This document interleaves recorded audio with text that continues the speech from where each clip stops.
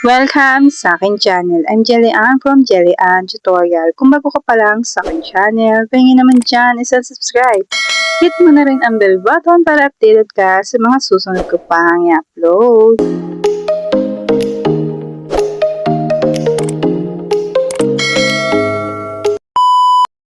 Ganito po yung gagawin natin ngayon dito sa PixArt. So, ito po yung gagawin natin cover photo sa ating YouTube channel para din po magkaroon kayo ng idea kung paano nga po mag-edit ng ganito sa PixArt. Una, pindutin itong plus sign dito sa gitna. Hanapin itong blank background. Ayan. Tap lang natin. Tapos sa baba, hanapin natin yung add photo. Piliin natin yung background. Gagawin natin background sa ating cover. Ayan. And then dito sa baba, hanapin naman natin yung size ng ating YouTube. Ayan. Pindutin itong layout. Ayan, layout. Pindutin natin yan. Tapos makikita natin dito yung ratio. Pindutin natin itong ratio. Tapos pili natin dito yung YouTube. Ayan. I-tap lang natin yan at magiging gano'n na. Tapos i-adjust natin itong ating background. Kung gaano kalaki yung ating size. I-lock lang natin. Pindutin yung layer sa taas para mag-lock. Ang purpose niyan para hindi gumalaw mamaya. Pindutin yung add photo at piliin natin yung picture natin. So, mas maganda po yung walang background. So, tanggalan nyo na po ng background yung mga picture na gagamitin. Pindutin yung border at pumili ng color, tapos i-adjust nyo lang ng ganyan. Pindutin yung text, tapos ilagay nyo yung pangalan ng inyong YouTube. For example, ito Jelly-Ann. Pindutin yung check sa taas, and then, pumili kayo ng style ng inyong pangalan. Ayan, kung makikita nyo, nag-iiba. So, ito yung napili ko. Ilagay ko lang siya dito. Ayan.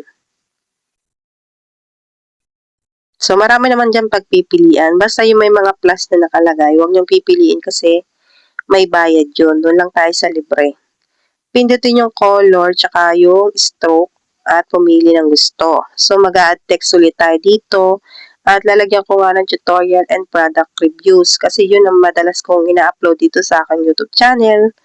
At kung halimbawa, ang niche nyo naman sa inyong YouTube ay pagluluto, edi ayun po ang ilagay nyo. Kung ano po yung madalas nyong ina-upload sa inyong YouTube, yun po ang ilagay nyo. So, yan. For example, itong akin, tutorial and product reviews, ayan. Then, dito ko lang siya ilalagay. So, dito, pumili lang ako ng style ng text, tapos color. Kung makikita nyo, nag-iiba yan. Marami ditong color na pagpipilian, kayo na ang bahala. So, dito sa pinapakita ko, ay example lang. Para lang magkaroon kayo ng idea kung paano nga ba gumawa or mag-edit dito sa PixArt. Ayan. Ito na yung napili ko. So, pindutin lang natin itong stroke. Ayan. So, i-adjust ko lang ito dito sa taas. Pwede nating baguhin kung gusto natin. Tapos, itong pangalan ko, yung Jelly-Ann. So, papalitan ko na lang din siya ng style. So, ayan. Palitan ko siya ng style ng text. Ayan. Ito. So, mas maganda to. Adjust lang natin. Tapos, lagay natin dito. So, ma-adjust nyo yan. Pwede nyo palakihin, paliitin. Kayo ng bahala kung saan nyo ilalagay. So, yan. Tapos, pumili na din kayo ng kulay. Tapos, lagyan nyo ng stroke para mas kitang-kita. Ayan.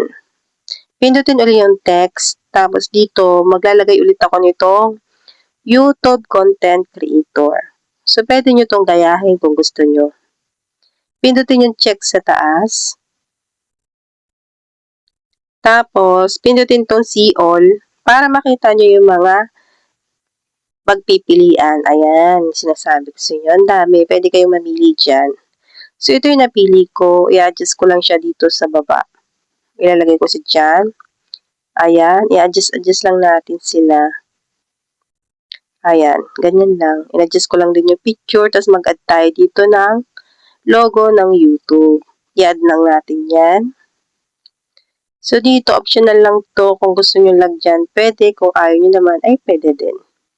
So, dito sa akin, nilagyan ko siya. Ayan, dito sa baba ko ilalagay. Yan. Tapos, add photo ulit. Ito ay na-download ko lang sa Google. Libre lang to, walang bayad. So, dito ko siya ilalagay sa baba katabi nitong logo ng YouTube. Ayan, itong subscribe.